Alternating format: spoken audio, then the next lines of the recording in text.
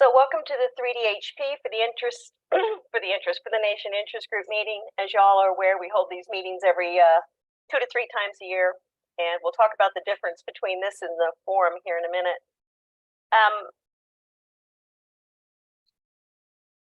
So most of you are aware this is a cooperative agreement between NSGIC and USGS, and as we move towards modernizing the National Hydrography Dataset. Couple of brief updates. We are in project year 3 of 4 potential years. The projects run from January to December. The interest group meetings, they replace the 3DHP info forums 2 to 3 times annually. The forums are always held the 3rd month of each month from 3 to 4:30 Eastern. So please mark your calendars because we can't invite you until we have registration set up each month. The forums are more 3DHP topic focused, whereas these interest group meetings are really for project updates and project participant activities. So this is your opportunity to fill us in on what you're doing. And if you're interested in presenting hydrography work to either the forum or discussing a topic here in the interest group meeting, please reach out to me directly. So today we're going to get a brief USGS 3DHP update. You're going to hear more than you want to hear from me about the culvert mapping survey. And then hopefully we'll have time to get to some of your community 3DHP activities. And with that, I'll turn it over to Sue Buto.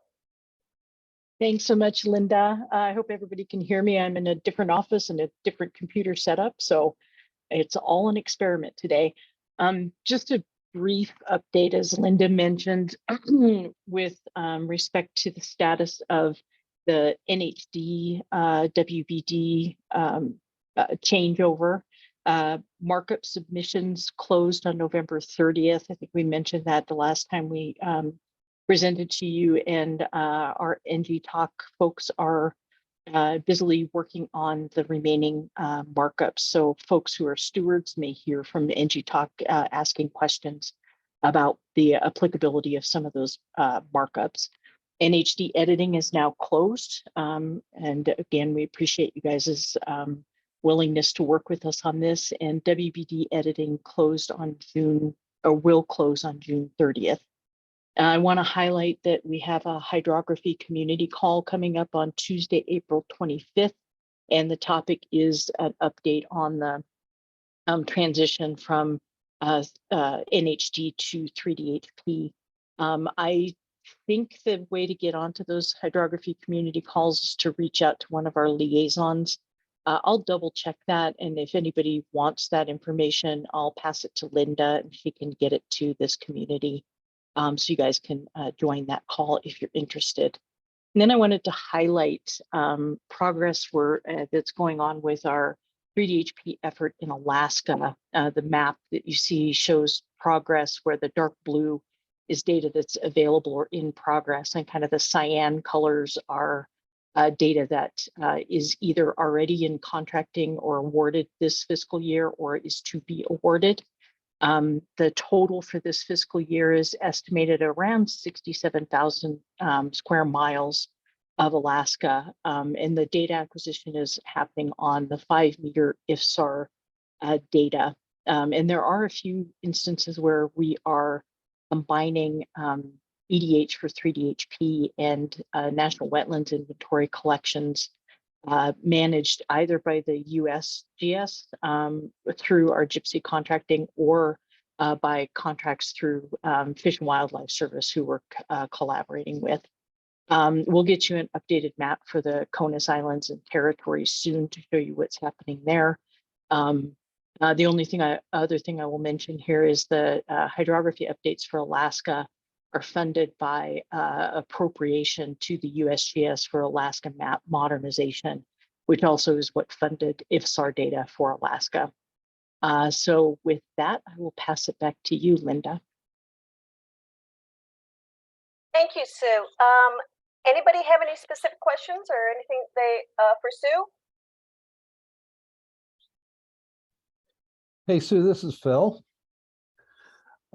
Question about the markup tool. I know it's going to be transitioning this year from looking at NHD to looking at the new 3DHP environment and data. But I've also heard it's going to be available for the stewards without the edit button for reviewing, I guess, some of those submissions that are still in process or whatever. Is that already available, or is there a schedule for that? I'm going to say I don't actually have an answer for that, Phil. Sylvia Terziotti's on. She may have an answer for that, but if not, we may have to defer to Steve Achel to answer that question. Okay. Yeah, this is Sylvia. I don't have a timeline on that. I know we're now still scoping out all of the requirements for 3DHP in the transition. But we'll be having some more firm dates and things soon. Okay, thank you. All right, thank you guys. Any more questions for USGS? We've got Sue and Sylvia on the call today.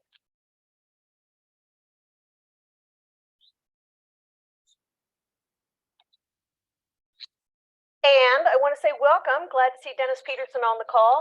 Dennis is the new NSGIC liaison to the Federal 3DHP Working Group, and he's going to serve in a similar capacity that Abby serves for the Federal 3DEP Working Group. So just shout out to Dennis and appreciate him willing to take on that role, and look forward to working with him a little bit more closely. So. Did I somehow miss the, I think I missed the agenda. Anyhow, we're going to talk today about what we're calling the Culvert Mapping Survey. It's actually the Culvert Mapping Activities and Approaches Survey. For those of you that are aware, this came directly out of the 3DHP critical factors discussions we had early in the project, and obviously how we're mapping these subsurface drainage features is going to be critical to the development of a national hydrography data set. So this task came directly out of that initiative. So I always try to remind you that we do use that work to help model where we're going. The objectives for this survey were to identify strategies that support the enhancement of state hydrography data and hydrologic and hydraulic modeling, to educate the interest group members about culvert mapping activities that can be performed in preparation for 3DHP, and to inform the national 3DHP about state needs with respect to the integration and application of locally derived data, and to develop a set of best practices for use by stakeholders. So that's why we're here. I'm going to show you a lot of slides today, so just yell or raise your hand or speak up if you have any. If you need me to stop and discuss anything in detail, you're going to hear more from me than you want to today. We had 47 participants for 43 projects, so we had some duplicate responses for the same project. So you'll see the numbers don't always kind of exactly add up. This obviously was sent out to our NSGIC community and others, and asked to distribute further. So we do have a preponderance of state responses, and in addition, those state responses, or all of the responses, I wanted to go in and grab sort of what the organization type was, or the theme. So you'll see a lot of this, no surprise here, is coming out of transportation groups. A lot is coming out of engineering and surveying groups. IT, really, that's sort of admin for a lot of folks. And then you'll see it just kind of progressively goes from water resources, fish and wildlife, forestry, consultants. So these were the type of organizations that were responding to the survey. This is everybody that responded. Some states had more than one response, so thank you to them. But we had, as I said, 22 states. We had county responses. Is Sean on the call today? Phil, because let me scroll down here and see. Yeah, he's not. He's not. Well, Sean must have, or you did some good work, because we had a lot of Indiana counties responding, which was great. It was all Sean. Okay, and a lot of Montana responses as well. So thanks to Montana. Oh, Ellen. Oh, No one's seeing the slides? No, there must be something going on. I'm seeing them. I didn't know if it was just me, but I'm Yeah. still seeing the Dennis Peterson slide. Oh, maybe it's just slow getting there. What? Let me just check in with the group. Is anybody else not seeing the responding organization slide? State, county, city?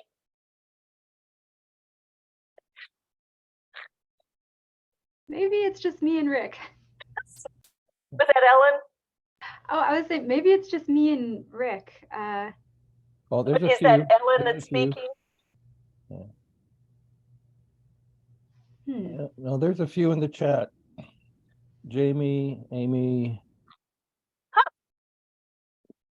But it's back, someone says. Natalie.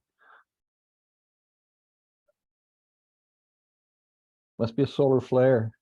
All right, I can flash back if you need to, but I just want to say it was nice to get responses from the county, regional, local governments, as well as the federal agencies and the private sector folks that joined in.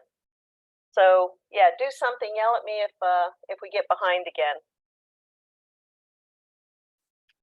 So those were the organizations responding, but it's not back for Amy.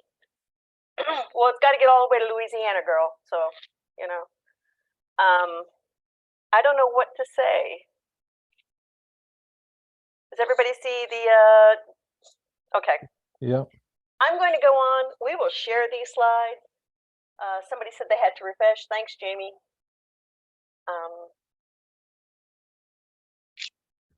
Maybe I put too many slides in here. I don't know. So I wanted to get a sense of who was collecting the data versus who was responding to the survey. And it did pretty much match the state, county, federal. I got 2 counties in there, ignore that. But we did have city, private, regional collecting the data. And again, back to those types of organizations, even though it was, say, a county organization, you'll see that we had a lot of transportation, not surprised there. A lot of the responses just said we're getting data from a variety of places. So that was very common. And these are multiple responses allowed. But we did have geological surveys, university, water resources, fish and wildlife, very good. So why are you doing this? This was interesting, and we allowed multiple responses, so these won't all add up either. Infrastructure management was overwhelmingly the first thing, and that was they talked about mostly about maintaining resources, especially with the transportation community, but also planning. And stormwater management, fisheries management was a big one. Watershed health was kind of a group. So there was sedimentation issues, channel degradation, and permitting in those areas. I think that was NEPA permitting with respect to some of the federal agencies. The geographic extent, we asked for the, and so you can see a great deal of them were statewide, some were countywide, some were limited to that federal agency, some were based on watersheds, some were based on the city, and we did have one response, as you probably saw earlier, of a tribal response. But within those territories, some of them had conditions on the extent. For instance, sometimes it was only the road right away. Sometimes it was only for culverts 4 inches and greater. Sometimes the counties excluded the municipalities. Sometimes it was only the flood hazard areas within these watersheds. And sometimes it just was spotty coverage within there. So even though the effort was statewide or countywide, the coverage was a little spotty. We asked what type of culverts that you were capturing, and most of the respondents were all culverts. Some were roads only, some were streams only, some were only those that they owned or maintained, and one response was legal drain. So again, it could be statewide, it could be all culvert. I mean, it could be we're doing everything all over, but we're only capturing those these specific types of culverts. And again, those could be multiple responses. We asked about the spatial representation, what feature was being used. The majority were using point features. great deal were using line. Only one responded to polygon. It was interesting in the point features that we had both folks using a single centroid point and or also an inlet outlet point. So that was an interesting approach. What method were you using to map the culverts? What technologies were being used? GPS field survey was the overwhelming response. There was a lot of manual field inventory, a lot of use of aerial photos, LiDAR, and DEMs. Do you have a culvert mapping standard? This was of good interest to, I know USGS is looking into this as well. Most people, of course, did not have a culvert mapping standard. Most of these were just initiatives that came out of some specific need, and so they went out in the field and started collecting this data. I do have a link to the, if you are interested in the culvert mapping standards, this particular one, I did a quick Google search and found this online. Unfortunately, BLM did not respond to the survey, so it's not like it's an example. But for those of you that are interested in surveys, I'll go ahead and pop this in the chat.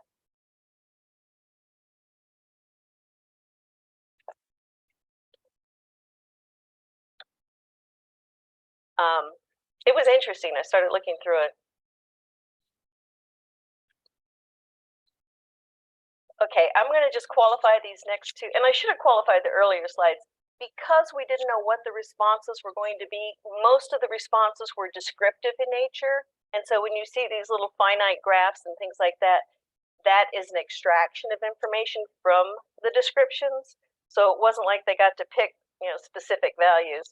On this one, there was a lot of duplication between data collection software and the data compilation software responses. So it was kind of difficult to tease out what was collection versus what was compilation. Sometimes it would be as generic as, oh, we use ESRI versus sometimes it was very specific. But we wanted to get some idea of the tools people are using to collect the data. And obviously ArcGIS field maps and ArcPad came out as primary collection tools. It was also interested, I wanted to include this list because these are some other tools that are being used in particular. I think this was, excuse me, I think it was Wisconsin said that they were using cat herding. But these are some other options if you are interested in this. Data compilation software, again, a lot of overlap with the previous slide, but here's some tools that other people responded to. And again, ArcGIS and ArcGIS Online and ESRI were the primary tools used to compile. So I'm not sure how useful this particular question turned out being. But there's a list of tools at least if you want to take a look at it. What is the status of your project? Most of them were complete and regularly updated or actively in progress. And I went ahead and listed those that were complete and regularly updated. Is the data publicly available? This was a little bit of a surprise. Most of the data is not publicly available. And some had limited access, and in general that was you have to request or ask for the data. And 30, no, that's not the right number, 3 of them, not 330, were pending making it publicly available. And these are the organizations here on the right that were making the data available.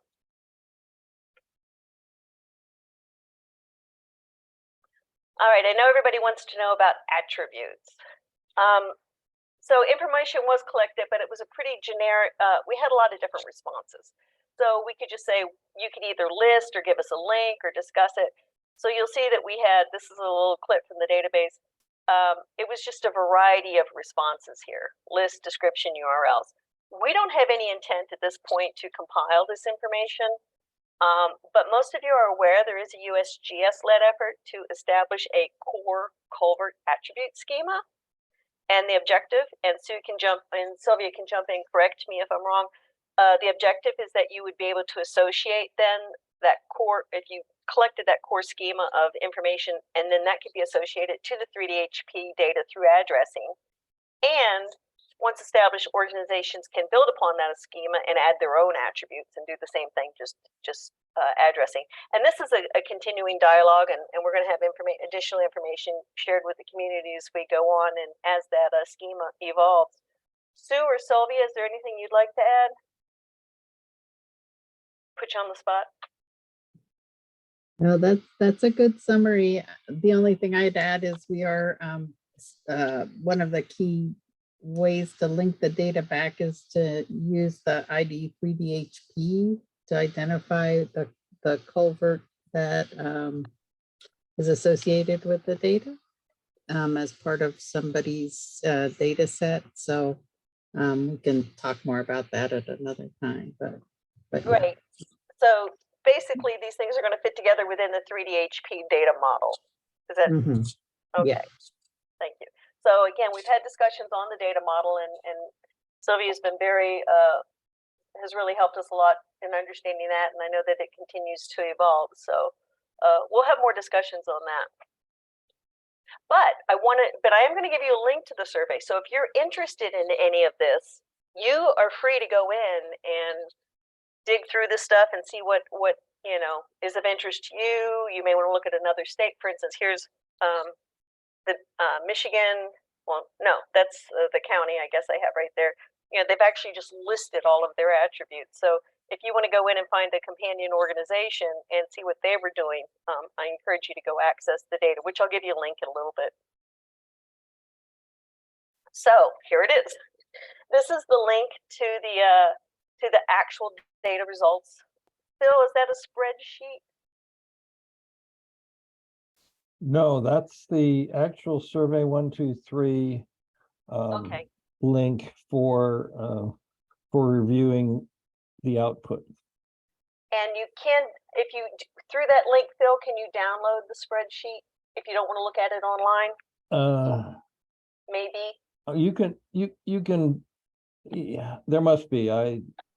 Off the top of my head, I know you can look at individual results and stuff, but I don't know if you can in one swell soup get the whole thing, So I'm also, you guys give some thought, because I'm going to ask you a question here about is how you might be able to utilize this information or how it might help you in your work. And that's going to be in about 10 seconds here.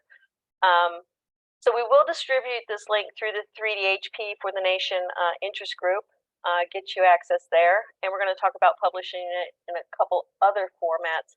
So now that I've given you a heads up in a moment, is this information something that you will use or can use, or what are your questions about this data? Where will you be digging into this data set for more information? And I'd just like to hear back from the group as to how it might be helpful to them.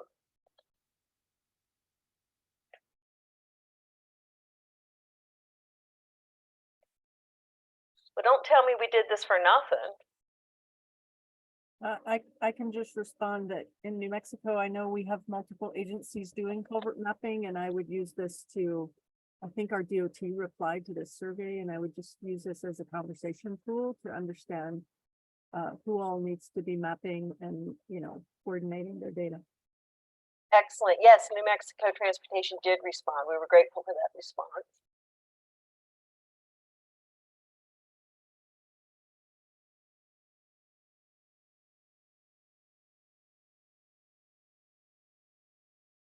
Anybody else? Linda, this is Phil. I will. I like that one slide that showed the applications of them. I think for folks that are looking at doing a culvert inventory to support their EDH efforts, there's a lot of really good ideas of how that data could be used and shared with others within the state. And so if you're starting from scratch, or you're starting from a position that, hey, all I want to do is, get a hydro enforced DEM, you might be, that might be a good list to go out and talk to folks in your state about how they can benefit from that data you do collect. Yeah, Jane, so you're interested in the remote sensing method. So you're talking about the folks using either aerial photography or imagery. Yeah, I mean, I'm not aware of a statewide effort that's collecting culverts. Even our Department of Transportation, as I understand, kind of does it at a more district level, and they may not even share the same data schema among themselves. So, so for our pilot that we're doing on elevation derived hydrography, we are trying to identify it from, not just imagery, but Sure. the elevation stuff too. I will tell you, we did have a California response, as you saw, and I can tell you specifically. Might have been me. It was you, Jane. Yeah. Water Right. resources. Thank you, Jane. Yep, that's me. Anybody else? Oh, wait, here's a good item in the chat.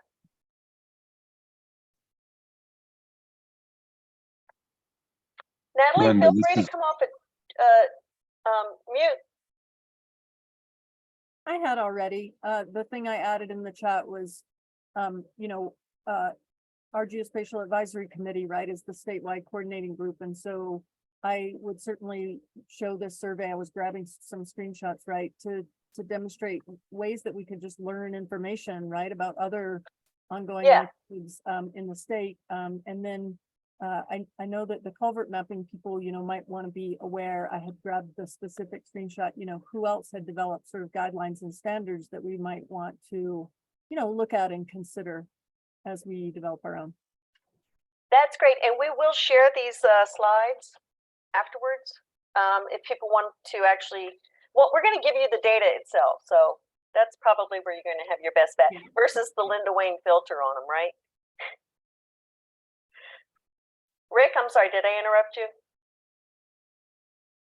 this is Dennis, Linda. I think that this could be an excellent resource for not only states, but also as we move forward into the USGS BAA process, the gypsy contractors, I'm sure, are going to leverage this resource and corresponding data to support their EDH activities. That's a great point, Dennis. And Amy, did you want to add something? No, just that we have a lot of individual entities collecting culvert data for specific projects, but it's not standardized for sure, and there's not awareness. I'm in a watershed group, so we want culvert hydrography enforced elevation data, watershed hydro modeling. There's a lot of different groups doing that kind of work. So yeah, this would be great to bring to the DOTD committees and the GIS Council and try to get something on a statewide basis that compiles that information and issue some standards. Great. Anybody else have any comments on how it might be useful? I needed the validation, right? I'll chime in. This is Josh Greenberg from Washington State. And one thing we're noticing in our pilot project for EDH is that culverts are really critical, but at the same time, I guess I was not aware of the diversity of types of culverts, and not all of them are useful for EDH. For example, some of them are just small water passages for a driveway, but they're not really connected to what you would consider surface water flow.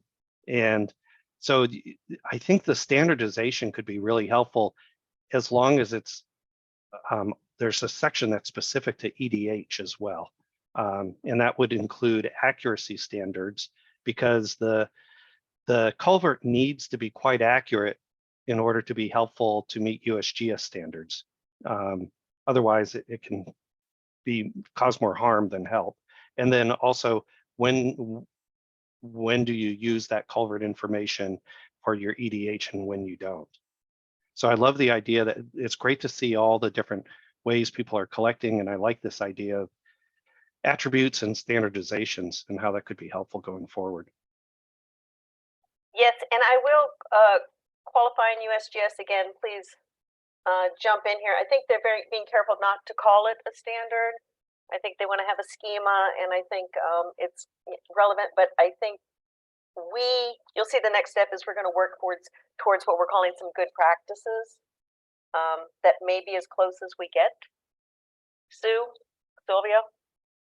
Yeah, I'll pipe up and say, yeah, that's correct. It's not really in the USGS's purview to create a standard for culvert mapping, but we do want to, help identify some of those best practices to help folks who are working on this type of activity. Any other comments? Yeah, this is Bob Wilkinson from DNR in Indiana.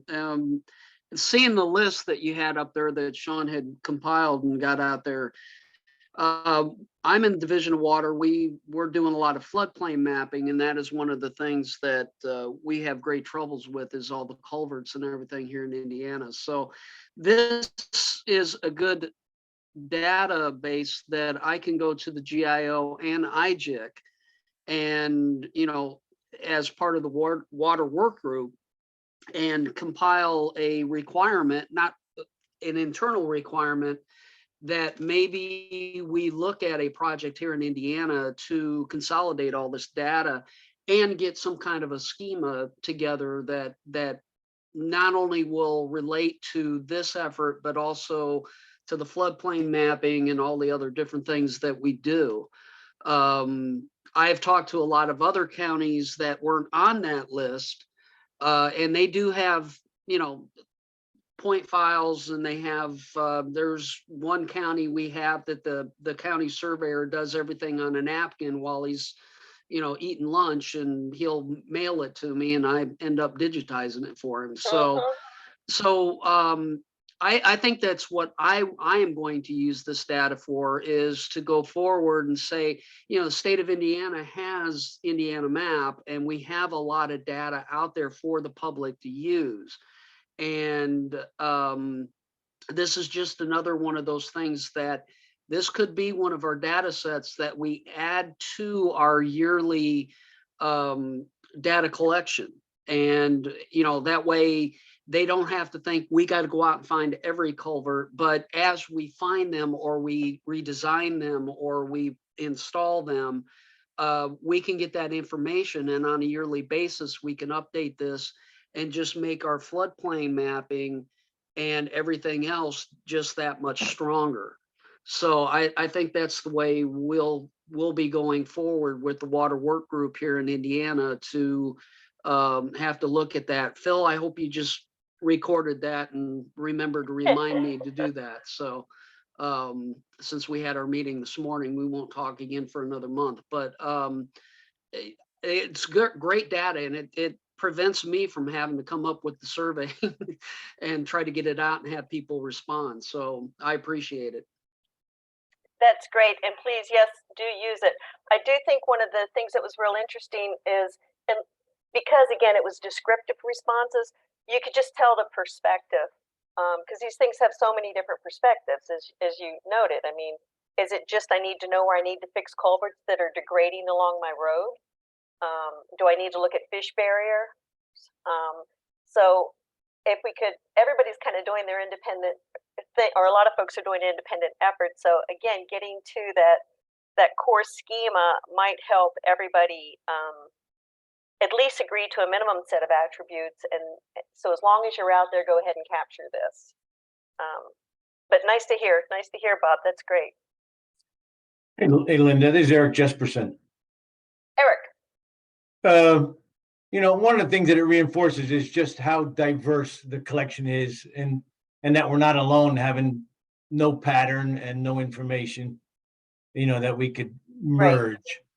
Right. And so then that reinforced the way we've talked about it is we're creating these connectors when we do a hydro enforcement. And if we add an address into 3DHP, then people who own these culverts eventually can just grab that address and populate their database with that, rather than us trying to populate with their junk. Exactly. Great.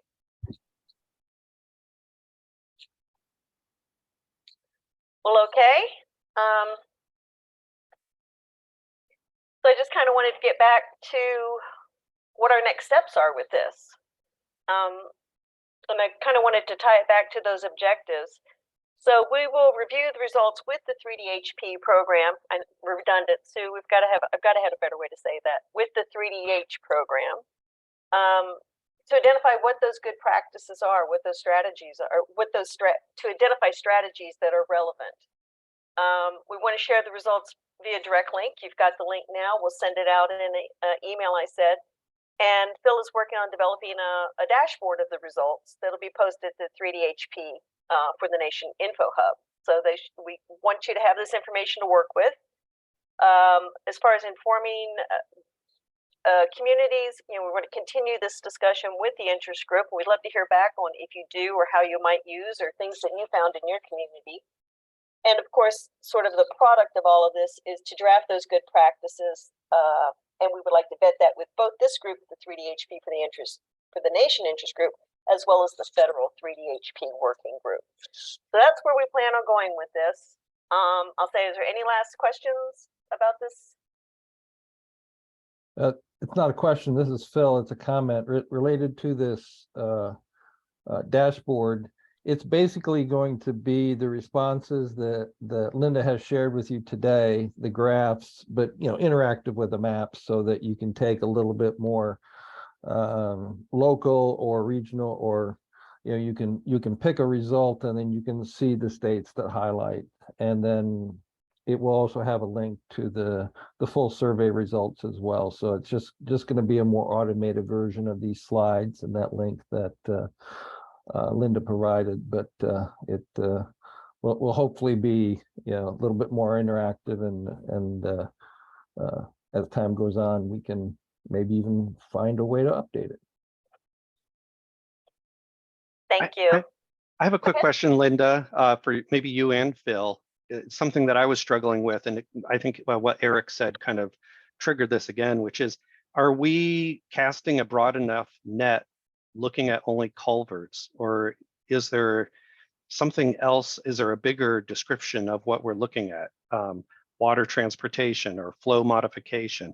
And I'm thinking of things specifically like floodgates, pumps, and tide control structures. Do those also fit into this, or is that a separate realm that's also related? And I'm not trying to make things complicated, but just something, making sure we're looking at the big picture. No, my understanding is the same discussion is going on in the 3DHP working group. Sylvia, Sue?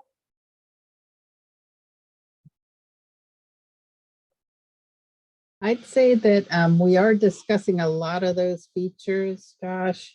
Whether or not they should be part of 3DHP, or if there's an authoritative data set that's already available, that we make sure that we get that, like for instance, the levees database and dams, National Inventory of Dams. I know those aren't, they don't include every levee and every dam available, but there's still, a national data set that's fairly comprehensive. But then other features that can affect the way water flows over the landscape, we're trying to include those types of things within 3DHP. So there is a lot of discussion about how much is appropriate to add without making it too complex data model, and how many can be brought in afterwards and linked to the network in some other way. I'm not sure that answered your question. The dialogue continues. I think it does. But as an example, one question someone asked me was, well, what is it about a culvert that makes it a culvert? So when does a culvert become a bridge?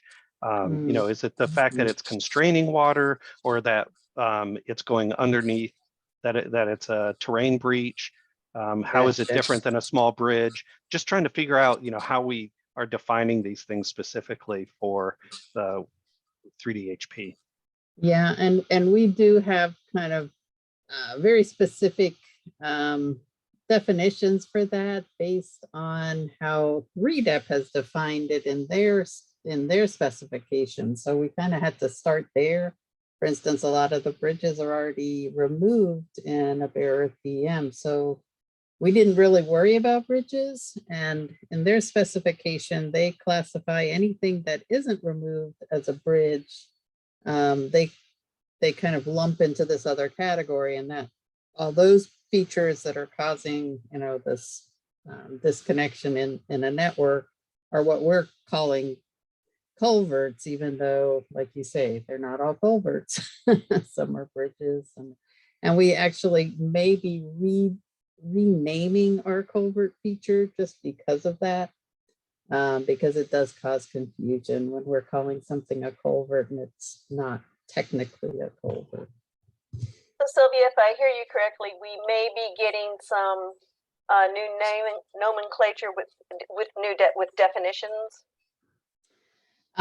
Yes, well, we already have a definition of what we consider a culvert, or Okay. what we're now calling a culvert, but it's really just anything that goes under a transportation feature that's blocking a network and has to be breached.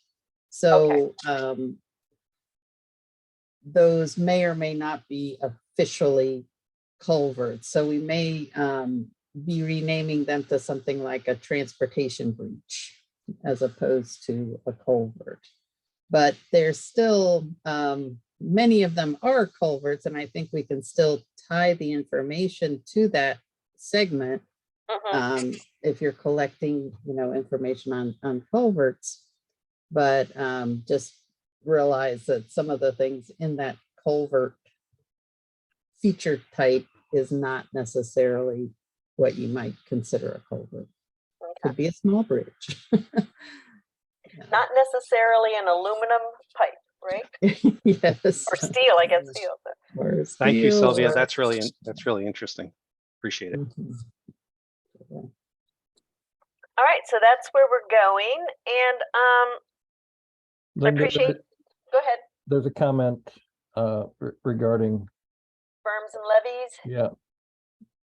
Are those addressed, you know, not, you know, non-transportation culverts? Because that's probably a pretty big bucket of items as well.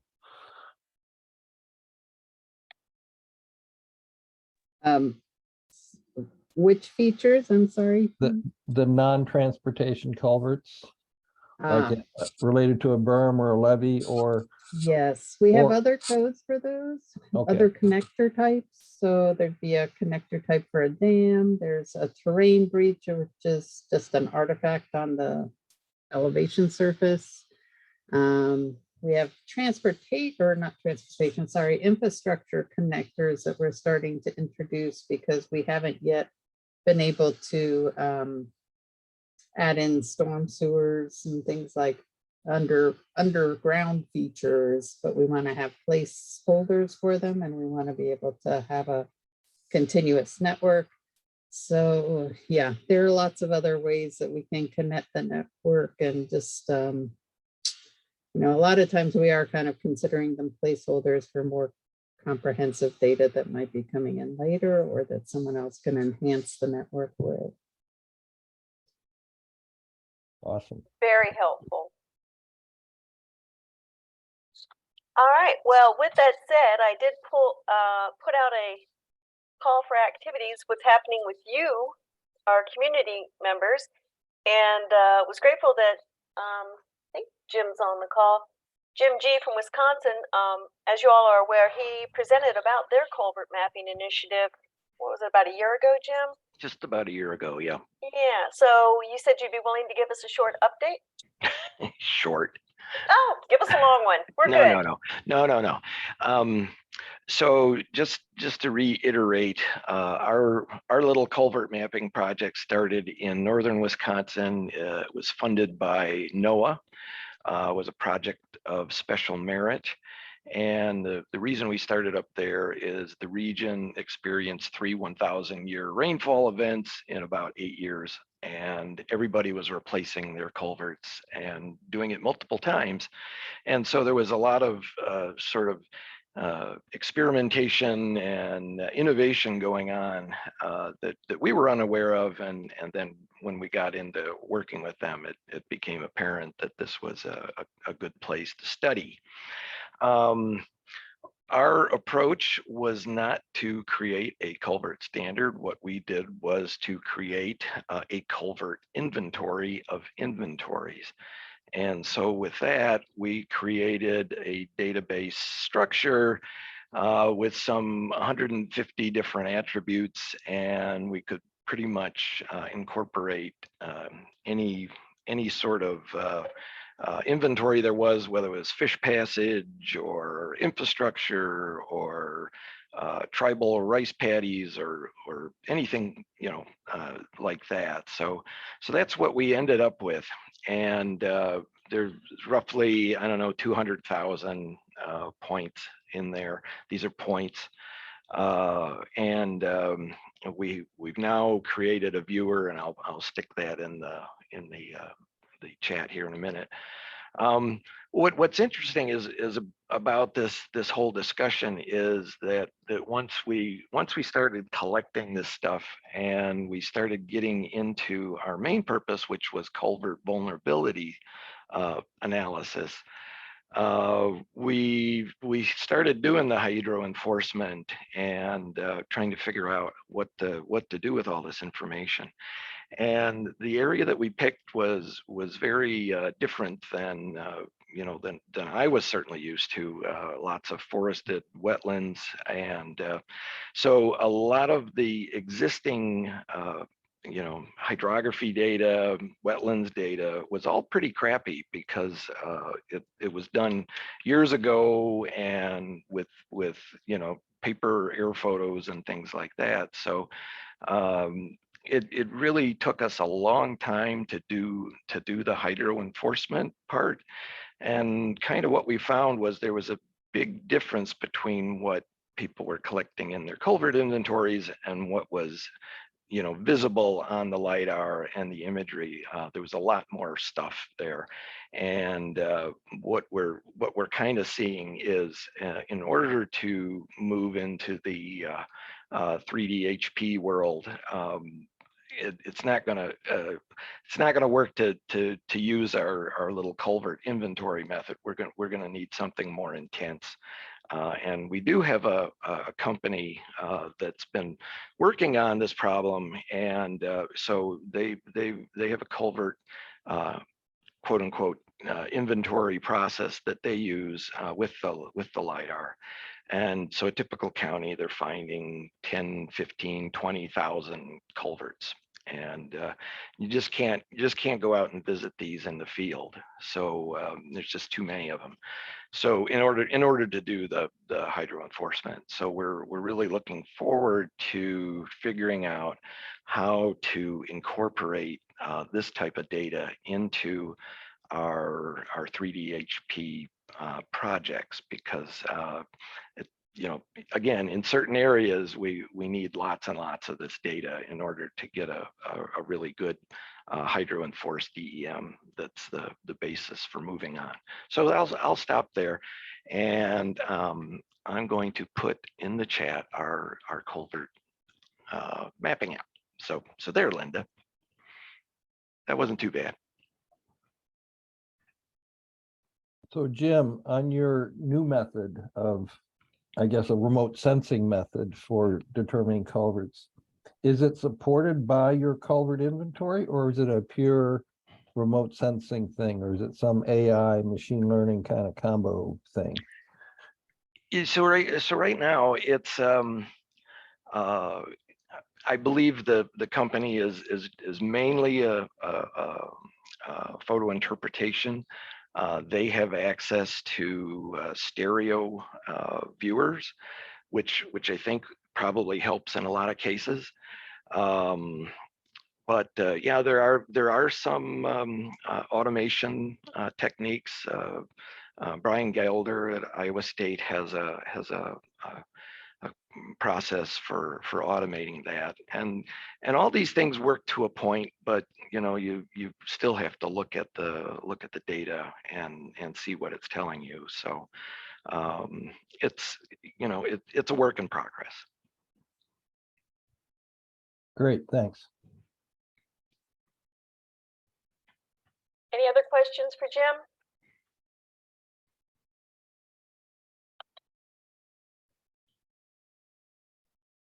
All right, thank you. You bet. Now we'll know, maybe not culvert specific, but Pennsylvania responded that they had some activities they wanted to update us on, and I have to say thank you to both of these groups, because this is so much nicer than me having to call on people. So just remember that for next time. I won't have to call on you if I have things. I'm not sure. Is it Ellen or Eric that's going to be talking? I think Yeah. Eric's going to start. Okay. Yeah. This is a really positive tale. 5 years ago or more, the Chesapeake Bay program contracted to get stream data in pretty automated fashion that really had no relation to EDH. And so in a lot of the Commonwealth, we're creating two separate stream data sets from the exact same LiDAR. You know, one half of our land area is in the Chesapeake Bay region. But our EDH project, the yellow blocks are what is a whole Juniata River basin that drains into the Susquehanna River and the Chesapeake Bay. Is an EDH project funded by our state office of NRCS, and our contractor took one of those watersheds and compared it to the data that was created by the Chesapeake Bay program and found a lot of nice synergy, maybe even some attributes that they want, some geomorphic attributes that they want to start adding to their products. And happily, they can end up with EDH spec stream data. And that was 3,400 square miles. The multicolored ones and the other three to the northeast are also created by the Chesapeake Bay program, and that data is not just the data, but the results of the project will be shared with the Bay program, so that we'll end up with EDH spec data that takes advantage of and builds upon that Chesapeake Bay data. So instead of my nightmares of having 2 or 3 competing data sets, just by talking, and it's been a few years that we've been having the conversation, and no more deaf ears. It's a really positive story. We love when data sets align, don't we? And it's making us talk. There's 6 states that feed the Chesapeake Bay, and a lot of our watersheds, you can see above that 02, 05, 0106, the orange one, right? That flows into us from New York State. So, and they have the Chesapeake Bay program has work up there, so we can leverage that to get so that we're not working on partial Huck 8s. That seems to be the minimum unit. And this is an EDH production project, not a pilot any longer. So that speaks well for how far the USGS has come along in their ability to examine this data and do the quality checks and acceptance that's required. That's what I wanted to tell. That's what you asked for, activities, and so that's what we came up with. And then I'm going to turn it over to Ellen. She's going to talk about the geologic mapping database. Okay, so I know the majority of the folks on here aren't geologists, and you might not be affiliated with geological surveys. So I apologize in advance if this isn't immediately relevant to your work, but I work at the Pennsylvania Geological Survey. And one thing we have to be really cognizant of when we produce geologic maps and submit them to the USGS is that they meet these data standards for geologic maps called the Geologic Mapping Schema, or GEMS.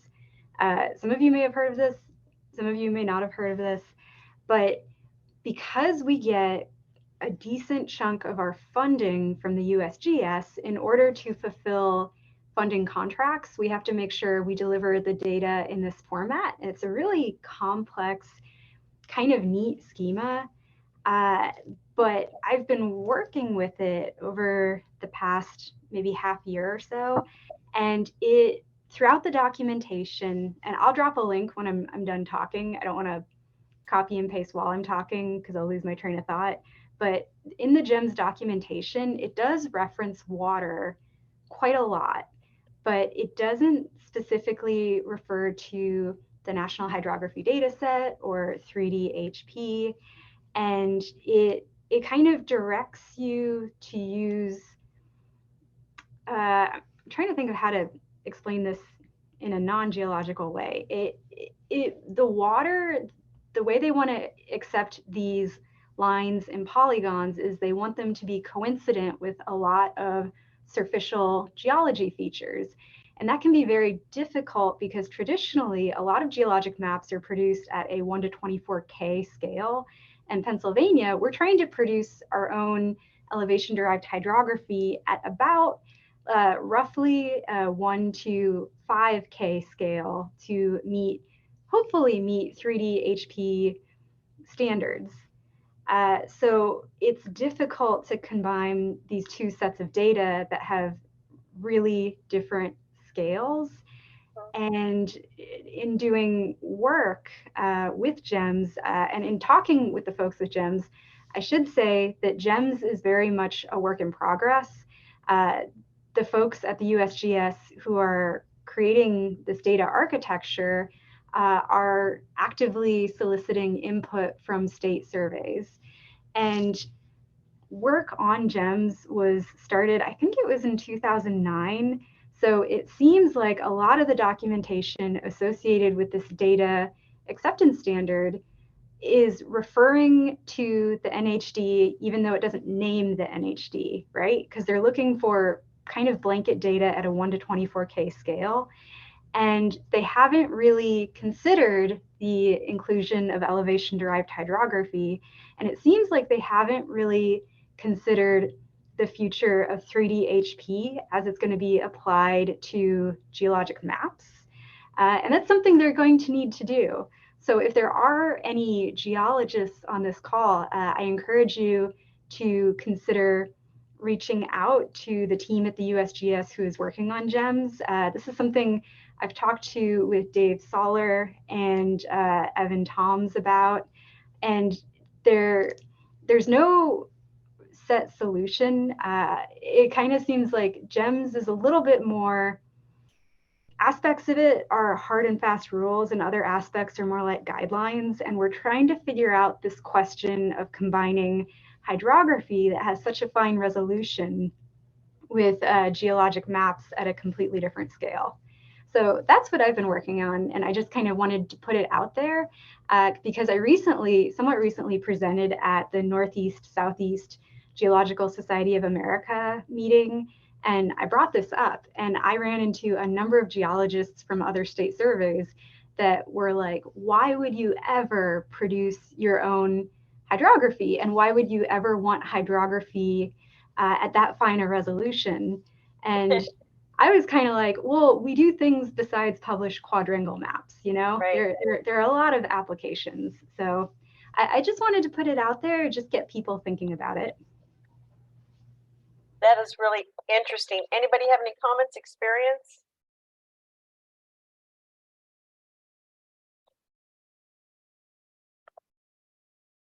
Hey, Linda, and if others don't have comments, Ellen, thank you for bringing this up because I will say, I don't think this is something we had specifically considered. So I think it's an internal coordination effort for sure around the geologic map standard and having a conversation about where we're going with 3DHP and denser hydrography mapping. So I really appreciate you bringing that up. Yeah, it's really interesting. And I think it would be a really great relationship. Dave Soller and Evan Toms, they're the ones that have been kind of, from what I understand, they've been spearheading this project and they have been doing an awesome job. They are very receptive to input. So yeah, I'm really excited to see what happens. Yeah, thanks Thanks, Ellen, and I know those names, but I'm not sure I've ever spoken with them. So I suspect we'll be having some conversation with geologic mapping folks. And this is Eric one last time. The kudos really to Sylvia and Sue that are on the call today, and Steve Achel for having these stretch conversations about linking these, linking the internal programs inside the GS, the water mission area, right? The things that to us look transparent, but are effort to make right in the 3DHP program. So thank you. Well, thank you, Eric. And yeah, it's surprisingly complex when you're in a agency as complex as USGS. So we appreciate that. And I think Eric, Ellen and Eric, I didn't finish editing the slide. I think you also had a comment about the 3DHP schema template or a question. We're just interested in, I saw a reference to it in the contract document, the 3DHP schema. So we're curious what the plans are. If anybody, if that's publicly, Sue, I guess. Actually, I'm going to call on Sylvia for that one with respect to the, actually it'd probably be the EDH schema. Yeah, that's what I'm thinking. It's probably the EDH for 3DHP schema. The 3DHP data model hasn't been published yet. We're very close, but haven't.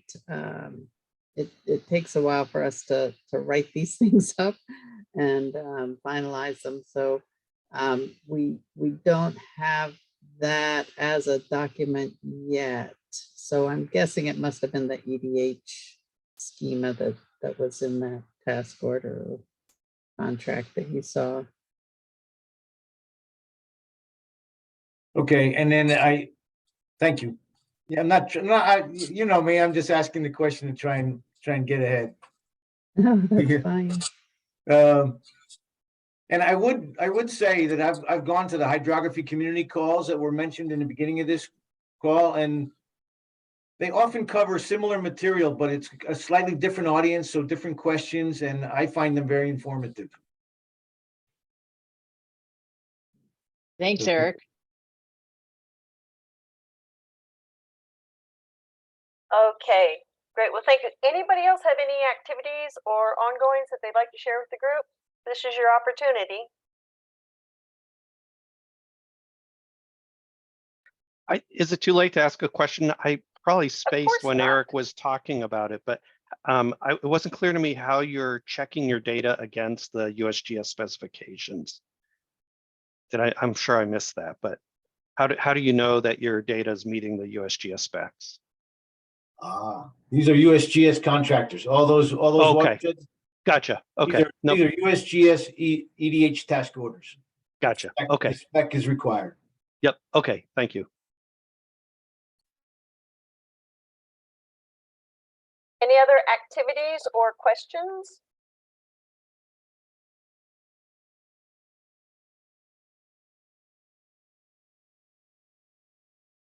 Going once. I'll throw out Washington State's. We're getting closer to wrapping up our pilot project, and so we probably could get on the schedule for lessons learned sometime and do more of a full presentation. But also, I don't know if Jane's still on the call, but I'll just mention that Jane and I are hoping to do a national steward meeting again at the Esri UC, and we'll, if that's something that interests you, contact one of us, but we'll also try, as soon as we get more information from the UC, we'll let everyone know. But that was a really nice get together last year. We hope to do that again. Speaking of which, as long as we have you, Josh, did you want to make any comments about the survey that you're conducting with the hydrography stewards? Yeah, sure. We've got 22 responses, I think, last I checked. Thanks to you and Phil for standing up that survey. And I think that's one of the things we hope to go over at the UC, but probably would make sense if there was ever time we could do it to this group as well.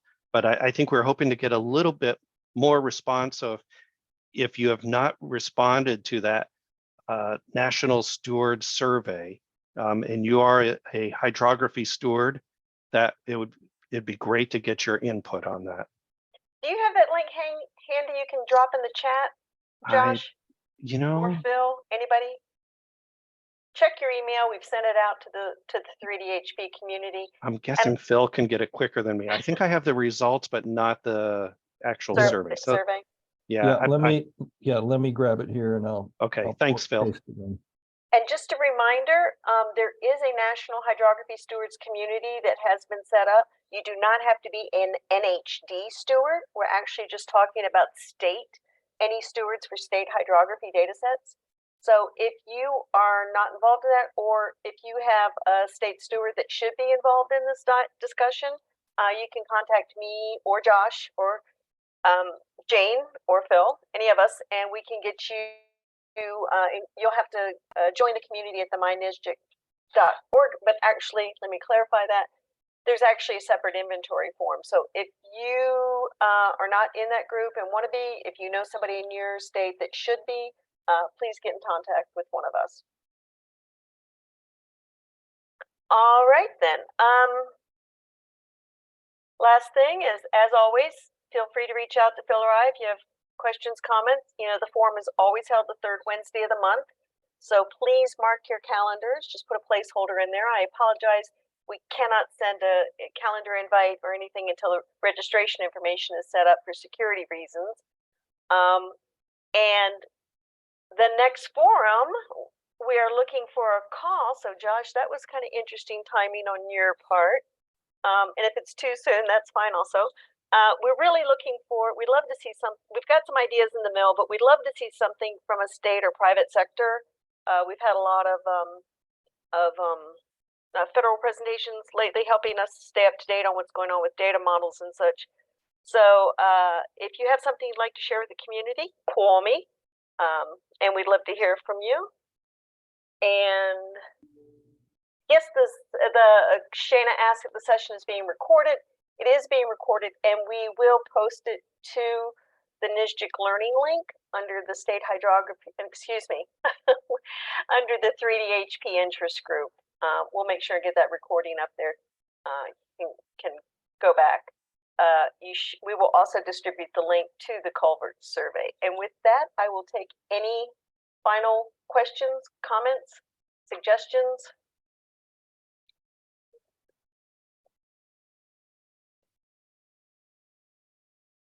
Thanks, Linda. Thank you all. I appreciate you taking the time, and we look forward to seeing you next month. And if you have something you want to talk about, please reach out to me. And thanks in particular to all of you that participated in the survey. We truly appreciate. That was not a simple survey, so we appreciate your extra effort there. So thank you. Thanks, Linda. Thank you. Thank you. Cat herding, Jim.